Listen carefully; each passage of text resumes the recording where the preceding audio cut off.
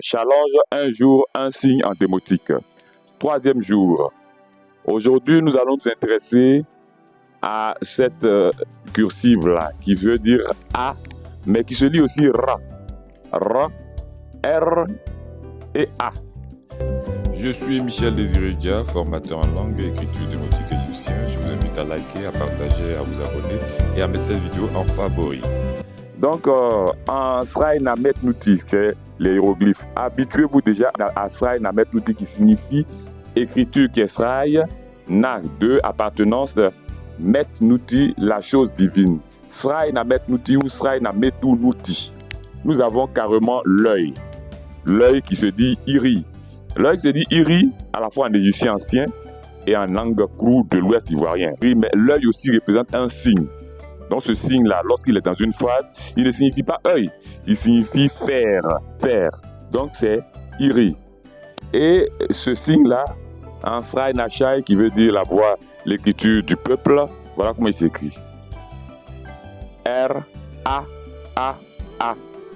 A, A, A, A, ou A, A, A, A, qui signifie, qui est toujours écrit pour manifester A. En copte, il se dit alpha. Alpha, alpha, alpha. Donc, c'est alpha, mais il se prononce A. Donc, A, A, A, A. Tout de suite, passons à nos exemples. Les exemples en Sraï Nachai. Comme je l'ai dit, un signe démotique. Voilà le signe en question. Voilà le signe en question. Et nous allons donner des AP, qui signifie la tête. AP, AP, AP, AP.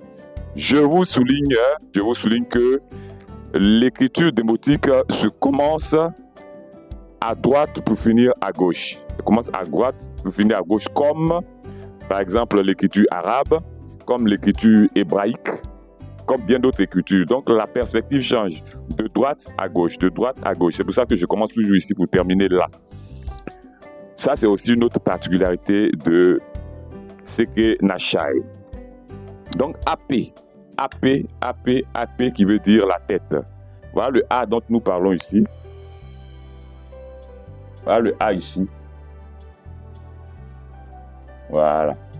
Donc c'est A. Mais l'autre particularité aussi du Seke Nachai, c'est qu'on peut superposer les signes. Donc A, P. Quand vous voyez ce signe-là, c'est un déterminatif. C'est-à-dire c'est un signe qui détermine de quoi on parle, mais c'est un déterminatif en rapport avec les parties du corps humain. Cet autre signe, c'est un déterminatif qui indique que c'est au féminin. Donc, si on voulait mettre un article, on allait dire T-A-P. On allait T, par T, c'est la. Iri. Iri qui veut dire faire. En égyptien ancien, iri, iri, iri, iri, le verbe faire. La mouche se dit af.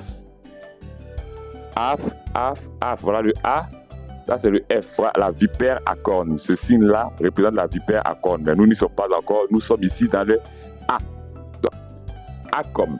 Acom, Acom qui signifie l'aigle, le vautour. Et là, le A, le voilà. C'est le A.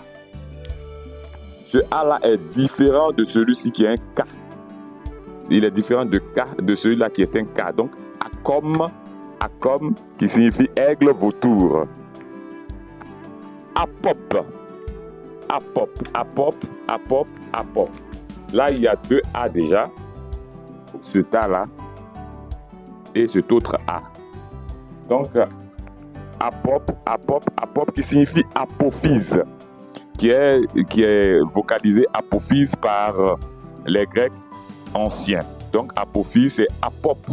Lorsque les Égyptiens eux-mêmes parlent de leurs choses, ils disent apop. A-P, A-P, A-P, A-P ou apop, apop, apop. Ce signe-là, c'est un serpent. Il est le symbole, déjà que apop, c'est le serpent mythique. C'est un serpent mythique d'où est issue une bonne partie de la création. Donc apophyse, apop qui est là, qui est le serpent. Mais il symbolise aussi la royauté. Il symbolise aussi la paternité. Donc apop. Et puis ce signe-là qui est le signe de la divinité. Voilà, nous en avons fini avec notre troisième jour de challenge qui avait aujourd'hui trait à